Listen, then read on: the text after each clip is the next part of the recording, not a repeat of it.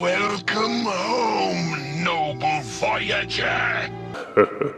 Voyager. Hello, my baby! Hello, my honey! Hello, my ragtime gal! Suddenly you kissed my wife! Baby, my heart's on fire! Power of the Primes is well underway with several Voyagers, Legends, Deluxes, and even leader-class figures. Among the Voyager-sized figures is Starscream. Starscream has enjoyed a kind of renaissance, particularly in the IDW comic books, where he has become more than just Megatron's whiny, snivelly, backstabbing second-in-command from the cartoon show, although that persona did give us some of his best lines. Come in, Mega Bum! Starscream! Mega Bum.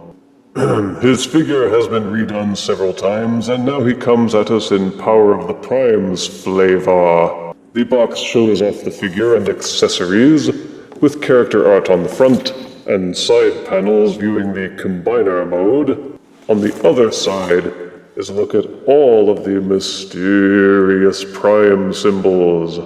On the back we see studio shots of both modes, along with diagrams showing off how to interact the figure with the Prime Master figures and the Prime Master armor.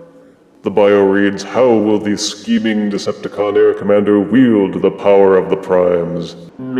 But let's get rid of this stupid box and review the actual figure. Out of box, Starscream comes with his instruction manual. Collectible trading card saying what would happen if he paired up with Quintus Prime. In this case, he gives life to an army of his own.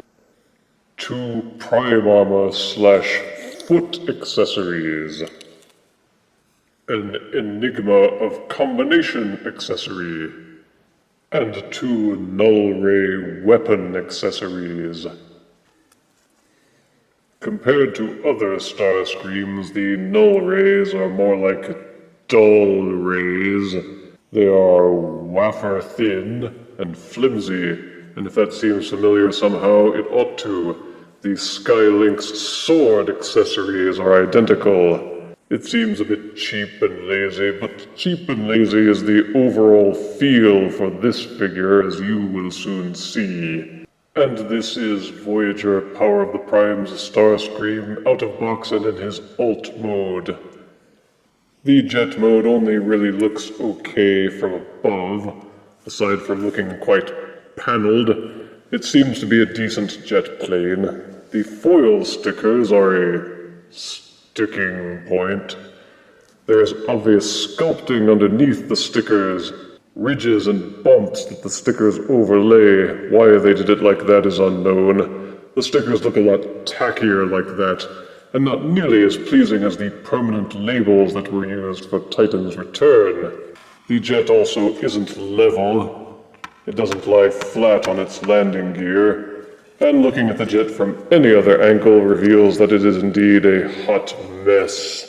It's quite obvious that it's just jet-shaped plating on top of the robot.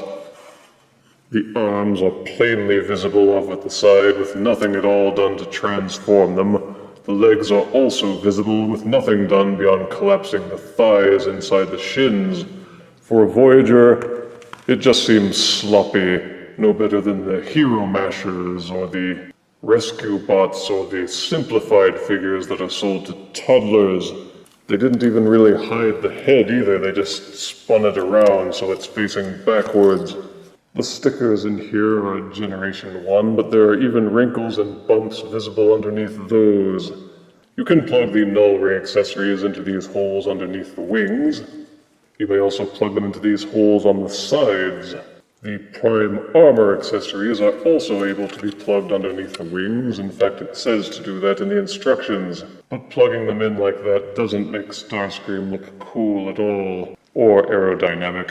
It just seems tacked on. There are these bumps on top of the wings, where you can plug a Titan Master or a Prime Master to ride along. There is also a hatch near the cockpit that can be opened up, and inside you will see a cubbyhole where you may seat the Enigma of Combination accessory. Just push it in and it will hold firmly in place.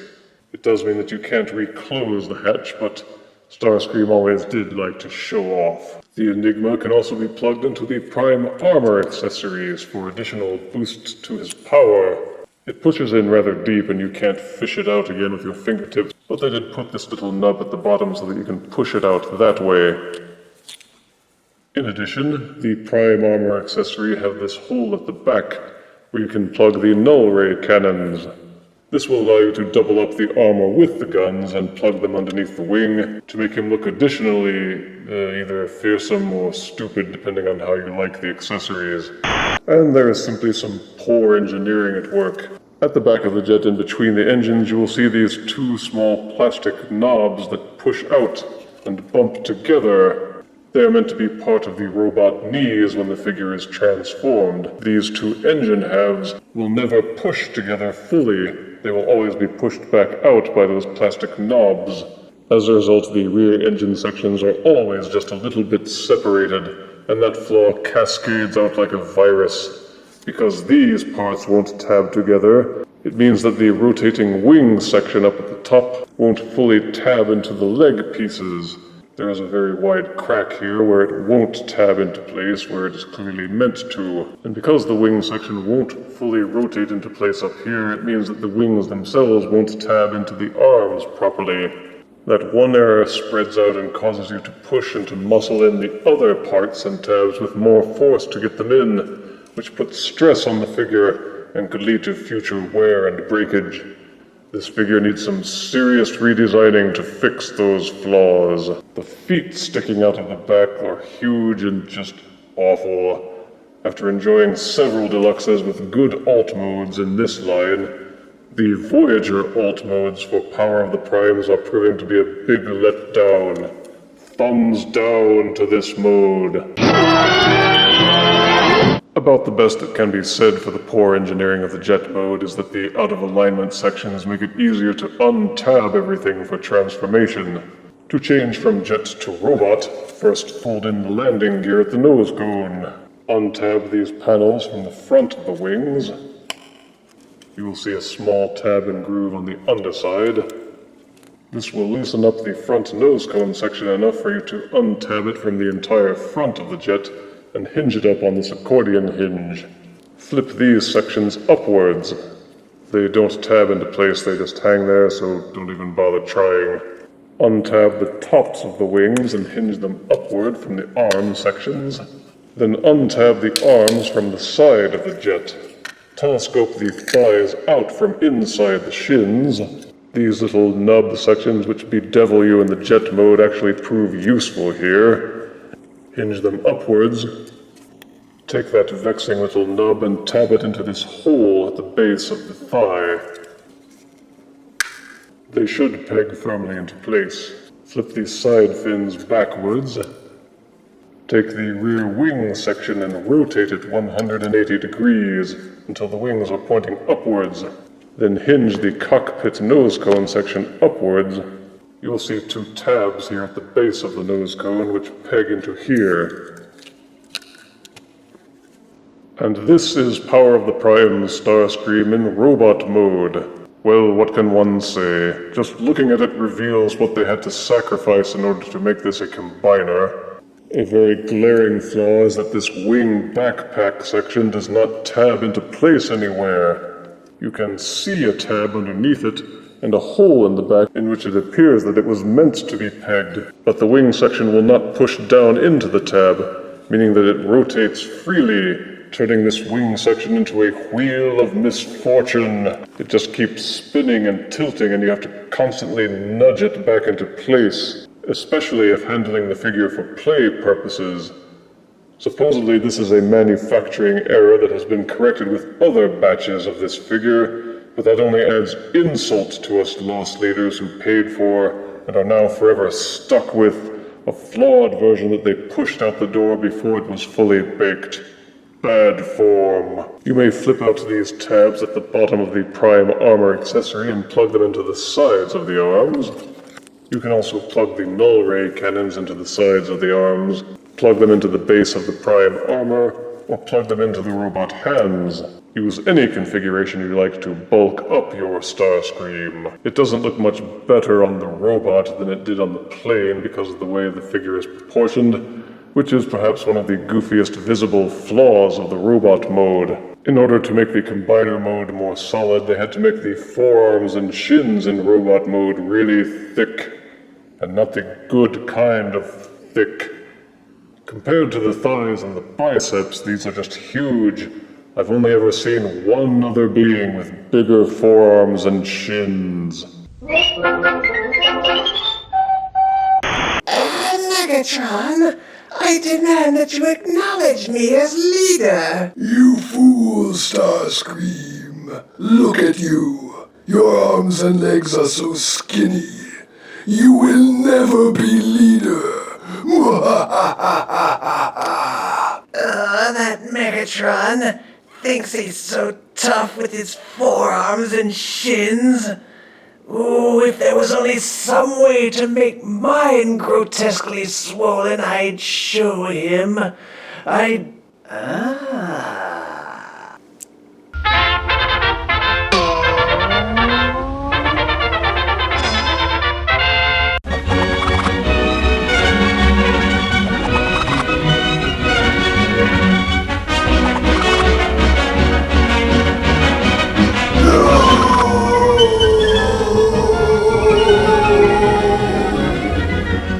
Anywho, they really are very badly proportioned.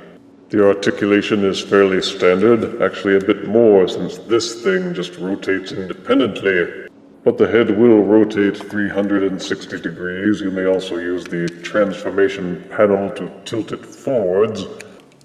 The shoulders have ratchet joints that are fairly solid. Ditto for the hinge joint that allows it to extend outwards. The hole for the gun accessories will stop it from going out any further than this. Upper bicep swivels are included, and the elbow will bend 90 degrees. There is no waist rotation, but it's a combiner and they very rarely do. The hips have a dual hinge setup that allows the legs to kick backwards and forwards nearly 180 degrees, and also to splay outwards 90 degrees before they bump into the hip kibble. There are upper thigh swivels, and the knee section that prevents the plane engines from pushing fully together at least will allow the knees to bend backwards 45 degrees. And given the massive girth of these shins, it's impressive that they can bend that far. These sections of the feet will tilt upwards, but that doesn't really do anything for the figure. The wrists are frozen, the head only rotates, the feet stink. But at least as massive as they are, there's no worries about him falling over easily. Where this figure sort of shines is as a combiner torso mode. To transform Starscream into King Starscream's torso, take these panels on the front of the forearms. They will push upwards and outwards on a very small hinge. This will give you clearance to take the wrist section and rotate it so that the hand is inside the forearm. You may then continue pushing backwards that small hinge until this groove and this tab join together. Rotate the forearm forward and push the tab and groove into place. Then rotate them until he is raising his arms in surrender. Turn Starscream upside down. Rotate the upper thigh joints until the feet are pointing outwards, like this. Collapse the shins into the thighs as if you were transforming him into a robot. You will see a very small tab right here and a groove here. Those should join together, but they should push together and allow you to slide them together and align them. This will keep them held firmly in position. Take the ridiculous feet and fold them downward to expose the combiner ports for the arms. You may then fold open Starscream's chest plate. Folding this section down will allow you to pull out the combiner head on this accordion hinge. The head section has a small secondary hinge at the back of the blue portion. Swivel it out so that it extends backwards. Then push the head up until this red section is beneath the parts that were the robot legs. You may then rotate the wing section so that the fuselage is pointing downwards. Take the blue section at the back of the head and these two tabs inside the nose cone and join them together. They should click into place. Take these sections of the nose cone and flip them upwards so that these grooves and these tabs join together. The plane wings have these grooves inside them. They tab into these smaller wings near the nose cone front. Fold out the secondary hinge at the sides of the wings. Rotate the gestalt head until it is facing forwards. And obviously you don't want regular Starscream's head just sticking out like this from between the legs. It takes a little fiddling, but you have to eventually push this blue tab until it goes inside. Once you flip it inside out, you may reclose the chest section. Plug the dull rays into these small holes at the base of the engine ports for weapon storage. And the transformation into a torso section is complete. The torso mode is the best of the three, and let's face it, when people assemble a combiner, this is the mode that they invariably leave it in. He looks a bit squarish. In fact, he looks like... But in terms of how everything pegs and holds together, this is one of the most solid-feeling torsos yet. Nothing pulls or shakes loose easily, and there is little in the way of overly glaring kibble dangling loose anywhere. The arms and hips are a bit wide apart, but that only means he proportions just a little bit better than the other gestalts, which normally use the Voyager robot's hips as the pelvis, and then cover them with a flimsy codpiece. But it does mean that the stickers, with all their flaws, are front and center. Every bump, wrinkle, and ragged peeling edge is plain to see, and repeated transformations will only make it worse with wear and tear. We all realized and accepted that they were too lazy and cheap to vac metalize any of the figure's parts. These shiny stickers are the lazy butt substitute that nobody asked for. Are you listening, Hasbro? Phase the stickers out. The hatch on the nose cone will still open up and allow you to insert the Enigma of Combination accessory, which King Starscream may then wear proudly. And just for fun, you can still take these little nubs at the ends of the wings and put on a Titan Master or Prime Master figure. As a combiner torso, he proportions fairly well, and it is fun to take the Combaticon Deluxes from Combiner Wars and combine them with the torso to form Starscream's Brigade. The default feet that come with Power of the Primes figures look a little dainty, but Perfect Effect has their own coming out, and it is likely that hardcore collectors will replace these default accessories with the superior Perfect Effect versions. He's fairly stable on his feet. None of the figures feel like they would fall loose fairly easily. The combiner ports hold them in very well. The ratchet joints feel pretty solid, and you can actually get some pretty dynamic posing out of the Gestalt. It's still top-heavy. It won't support extreme poses without a bit of fiddling, but there's no denying he comes together better as a combiner than Grimlock did. For size comparisons, here is Voyager Power of the Primes Starscream, next to Transformers Prime Weaponizer Voyager Starscream. Here is Power of the Primes Voyager Starscream next to Movie Leader Starscream. Nice going, Tom Kenny. Here is Power of the Primes Voyager Starscream next to Combiner Wars Leader Starscream. Look familiar? Caw, caw, caw. And Voyager Power of the Prime Starscream next to Cerebros. Right there. This mold is slated to be redone as Elita 1 later in this line, and my advice is to wait until that one comes out. People seem to have too much of a preconceived notion of how Starscream should look, and this figure doesn't quite pull it off. Positive aspects are the combiner mode, which is solid and well proportioned, and the interactivity with the Prime Masters and Titan Masters makes it fun to fiddle around with. Negative aspects, however, are many.